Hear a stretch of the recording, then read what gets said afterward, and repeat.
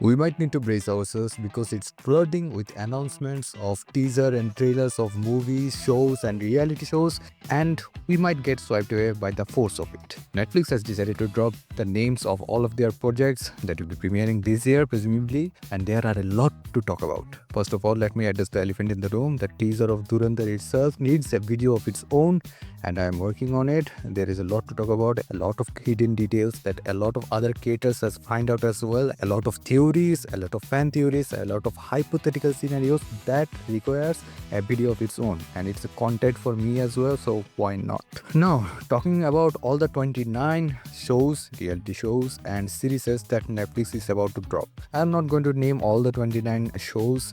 I'm going to name the ones that I am excited about. Starting off with Ma Behan. That sounded wrong. Ma Behan starring Madhuri Dixit, Tripti Dimli, Ravi Kishan, Dharna Durga is going to come out somewhere between this year, between June to July, I guess. The teaser of the show is giving me a vibe of an urban family, a family consisting the mother, Madhuri Dixit, Bari Behan, her elder sister Tripti Dimli, and the Choti Behan, Dharna Durga. Also consisting Ravi Kishan as their neighbor, who, in a surprising way, I think is going to have either a drastic shift in his character or is going to play a double role, because we see him in two looks, two very distinctively different looks. In the first appearance of him, we see him in a long hair, muscular body, doing exercise, and in the second look, we see him in more traditional look that we are used to seeing him. Now, why do I find this teaser intriguing? Because the chemistry between the three characters, Ma, Bari Behan and Choti Behan, is looking interesting. The banter between the sisters and the banter with the mother as well is intriguing. Madhuri Dixit recently is seen coming out of her zone and doing different type of roles. The last I saw her was in Mrs. Deshpande, where she tried to play a different anti-hero kind of role, where she played a sociopathic anti-hero serial killer. That series itself gave me some kind of an average viewership experience, but this one is going to be a little different from that one. She is looking more quirky, more chirpy. Her engagement with her daughters and her engagement with Ravi Kishan is going to be worth watching. Tripti is looking like she is having fun in this series. She is mocking Madhuri, she is mocking her little sister, and presumably in all of this there is going to be some sort of chaos or havoc in their home, and that is going to lead to maybe a murder or an accident or something.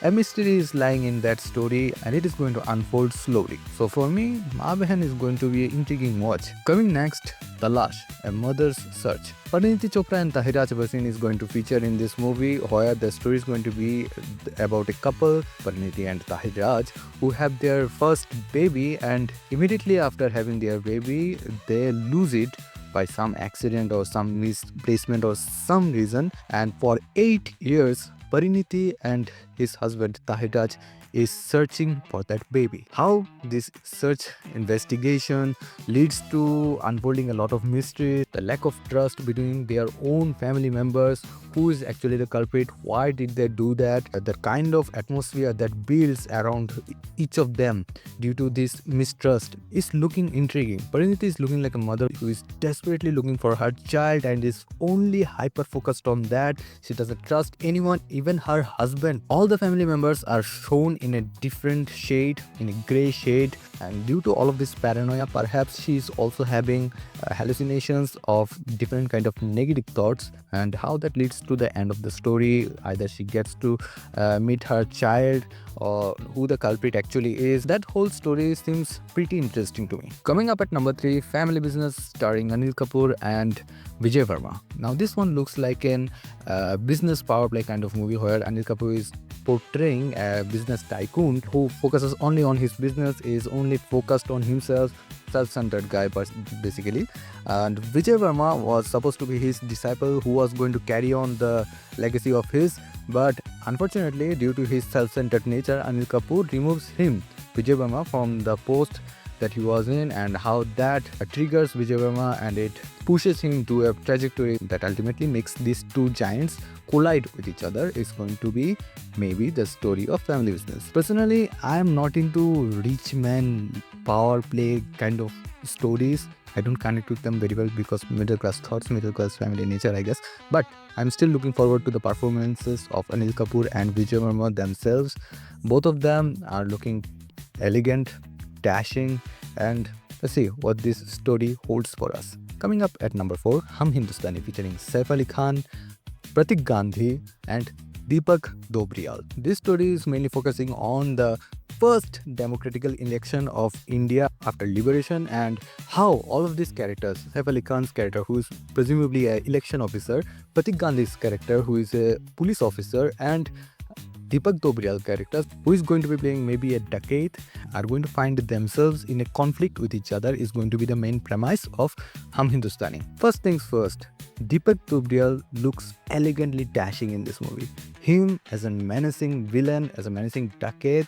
Honestly, I believe Deepak Dobriyal as an actor still doesn't get the praise that he deserves. Despite being utilized in different kind of villainic roles and comedic roles, I believe the creators haven't still utilized his full potential. Be it the last time we saw him in a film with Vikrant Massey where he portrayed the inspector's character, or even before that where he played another maniac villain in Bhola. I personally love him and I hope to see him more and more and more. And I am also excited for this story, how this story is going to turn out. Let's see and hope for the best. Coming up at number 5, Hello Bachhon, featuring Vineet Kumar Singh. Vineet Kumar Singh, after a long struggle in the industry, is finally getting his due diligence, getting his due appreciation, and this time around we are going to see him portraying a real life character, portraying a real life teacher who presumably works hard to distribute education in amongst kids who have hard time pursuing education. I am personally not very familiar with the character that he is portraying in this movie, but I suppose it is going to be somewhat similar of the character that we know is Khan sir, or maybe that of what we saw in Super 30. But whatever it is, I am excited to see him yet another project and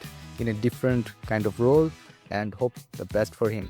Coming after that, Kohrra 2. Mona Singh is in a role. After a long time in the industry, just like Vineet Kumar Singh, struggling through a lot of years, a lot of movies, she is getting her due diligence. She has been stereotyped for so long as a mother. Now, apart from her mother role, we are going to see her in a different kind of avatar as well. In an action avatar, in a more dramatic avatar. I personally loved her in all the last movies that I saw her in, be it in Happy Patel, where she was quirky, she was out of the box, she was unpredictable, and it was random as hell. The movie itself was random as hell, and I loved that. Then her in Border 2, where she came back to her motherly instincts, all her motherly nature, the nurturing essence was portrayed so beautifully from her, and her understated emotions as well. When she lost her son in the battle, the way she controlled her and controlled Sunny Deol was beautiful to watch. And now here, where we are going to see her as a police officer who is going through her own emotional dilemma, own personal problems, and still handle the pressure of the police force and the patriarchy as well, how much underestimated she is despite giving her all in the force, all in the job. It is going to be interesting to see her in this story, and the story itself is looking intriguing as well. So kudos to her, and hopefully she gets the appreciation and the viewership as well that she deserves. Then comes Ikka, starring Sunny Deol, Akshay Khanna and Tilottama Shome. Honestly, I'm a little skeptical about this project. From the teaser itself, it looks like Sunny Deol is back in the role that we saw in Damini, the lawyer against the corruption, the lawyer against the law type of role, where him, instead of handling the law with understated emotions or restraint or controlling himself and battling the opposition with wit and humor and knowledge, is going to be seen controlling the whole courtroom with his aggression and presence itself. Akshay Khanna, however, is the one that I am surprised to see, because this guy looks like he is in the hangover of Rahman decade in this movie as well. This is a statement that I never thought I would pass on Akshay Khanna, but it does look like for the first time Akshay Khanna is in a hangover of a character, and he is passing on that same character in another movie as well. Then we see Tilottama Shome as well in this movie as a lawyer who will be fighting against Akshay Khanna in this movie. So from the first viewing, I am a little skeptical about this project. However, I hope all of my skepticism, all of my hypothetical thoughts are proven wrong, and I am surprised with a good project. Now coming to the romantic genre, and it starts with #love featuring Arjun Das. This is going to be a Telugu series, I suppose, where we are going to see Arjun Das in a new age kind of romance. I don't have much context about what the story is going to be, but seeing him in a romantic avatar, in a fresh avatar where he's not so intense, he's not in his deep voice. I love his deep voice, and I love seeing him in his intense roles.